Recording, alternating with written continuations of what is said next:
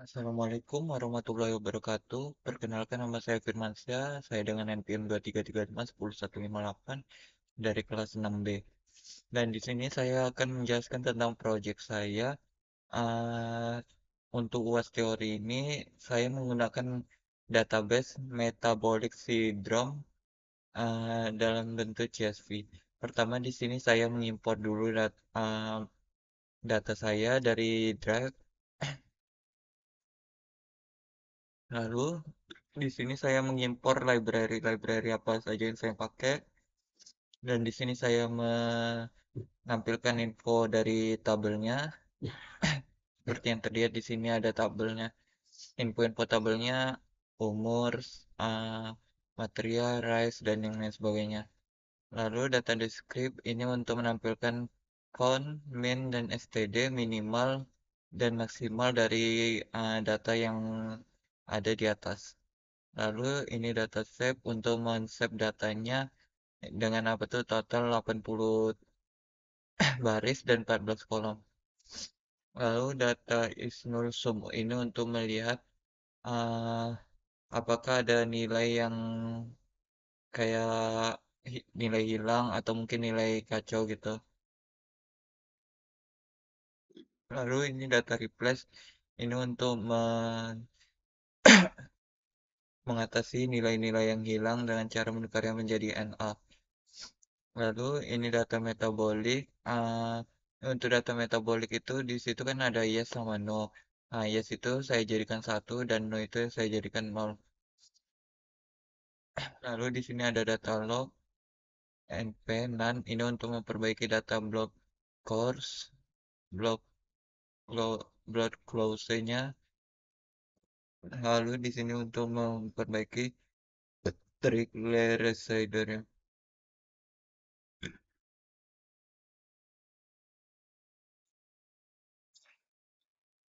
Lalu di sini ada 6 kolom ini untuk membersihkan nilai-nilai errornya dari kolom yang ada.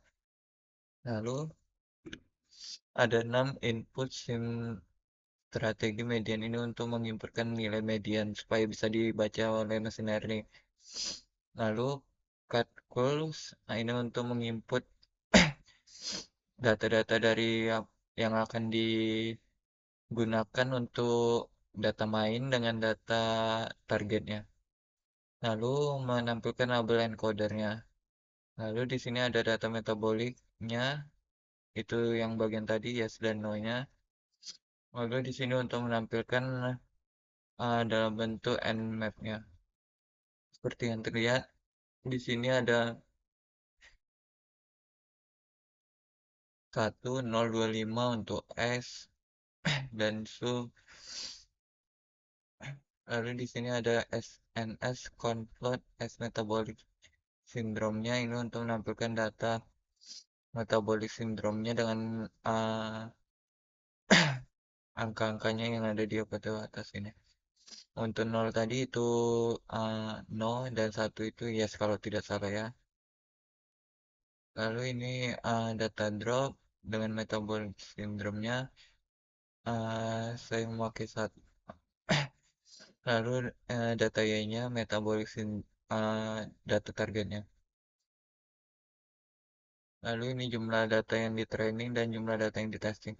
Untuk jumlah data yang di training itu saya memakai 64 data dari 12 kolom dan untuk testing itu 16 data dari 12 kolom. Lalu menampilkan ini untuk memisahkan antara data target dengan data mainnya. Lalu ini untuk pelatihan model dan ini untuk mengetes model yang ada di atas dan maka akan didapat akurasi descent tree-nya itu 0,75. Lalu bagian from bagian recall one score sama skornya. Lalu dapat confusion matrix descent tree-nya seperti ini. Ini untuk melatih, ini pun juga sama akan menghasilkan recall up one dan score untuk random forest. Kalau yang tadi kan descent tree, sekarang random forest dan akan menampilkan Model dan akurasinya untuk Descent Tree 0 ini Descent Tree-nya 0,750, Random Forest-nya 0,875. Jadi dari perbandingan akurasi tadi, itu lebih baik di Random Forest modelnya.